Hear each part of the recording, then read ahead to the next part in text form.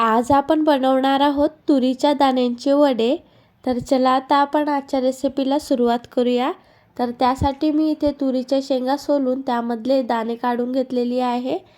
आता आपल्याला एक मिक्सरचा जार घ्यायचा आहे, त्याच्यामध्ये हे तुरीचे दाणे टाकून घ्यायचे आहेत। दाणे टाकल्यानंतर आता आपण याच्यामध्ये थोडासा अद्रक टाकून घेऊया।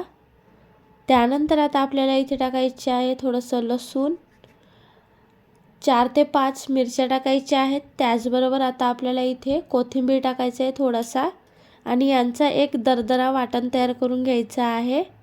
काही वेळानंतर बघू शकता या प्रकारे छान असं दरदरा वाटण तयार करून घेतलेलं आहे। आता आपण हा दाण्यांचं वाटण एका वाट्यामध्ये काढून घेऊया।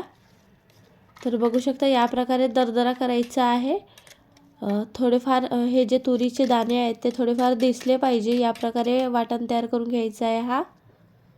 आणि त्यानंतर आता आपण याच्यामध्ये टाकूया थोडंसं तीळ, साधारणतः 1 ते 1.5 चमच तीळ आहे हा। त्याचबरोबर आता आपल्याला इथे चवीनुसार मीठ टाकायचं आहे। त्यानंतर आता आपण याच्यामध्ये थोडीशी हळदी पावडर टाकून घेऊया। हळदी पावडर टाकल्यानंतर आता मी इथे थोडंसं बेसन टाकत आहे। साधारणतः 2 ते 3 चमच मी इथे बेसन टाकत आहे। बेसन आपल्याला फक्त आणि फक्त बाइंडिंगसाठी टाकायचं आहे, एकदम जास्त बेसन टाकू नका। त्यानंतर बघू शकता या प्रकारे छान असं मिक्स करून घेतलेलं आहे। आता आपण याचे वडे बनवून घेऊया। हाताला पाणी लावून घेतलेली आहे आणि वडे बनवून घेत आहे। बघू शकता या प्रकारे आता आपल्याला वड्याचा आकार देऊन द्यायचा आहे। तर बघू शकता या प्रकारे आता मी हे वडे थोडे जाड बनवत आहे, तुम्ही पातळ पण बनवू शकता। तर या प्रकारे आता आपण हे वडे फ्राय करायला घेऊया। तेल छान असं गरम करून घेतलेलं आहे आणि तेल आहे ना फुल गॅसवरच ठेवायचं आहे, गॅस स्लो नाही करायची आहे। आता इथे मी 3 वडे टाकून घेतलेली आहे।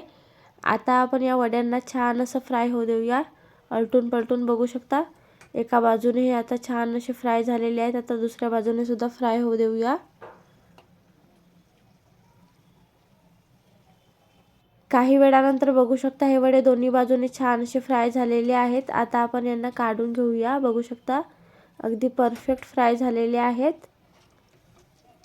वड्याचा आकार लहान मोठा तुम्ही तुमच्यानुसार करू शकता। आता मी हे वडे इथे काढून घेतलेले आहे, बघू शकता तुम्ही। अगदी परफेक्ट, खूप सोप्या पद्धतीने आणि कमी वेळेत हे वडे तयार झालेले आहेत। आता मी एक वडा तुम्हाला तोडून दाखवते। बघू शकता तुम्ही अगदी परफेक्ट, बाहेरून छान असं क्रिस्पी झालेलं आहे आणि आतमधून पण छान असं शिजलेलं आहे बघा। आणि जे याच्यामधले दाणे आहेत ते दाणे पण छान असे शिजलेले आहेत, बघू शकता तुम्ही। तर एकदा या प्रकारे तुरीच्या दाण्याचे वडे नक्की ट्राय करा। आणि जर हा व्हिडिओ तुम्हाला आवडला असेल तर व्हिडिओला लाईक, शेअर, कमेंट आणि चॅनलला सबस्क्राईब करायला विसरू नका। धन्यवाद।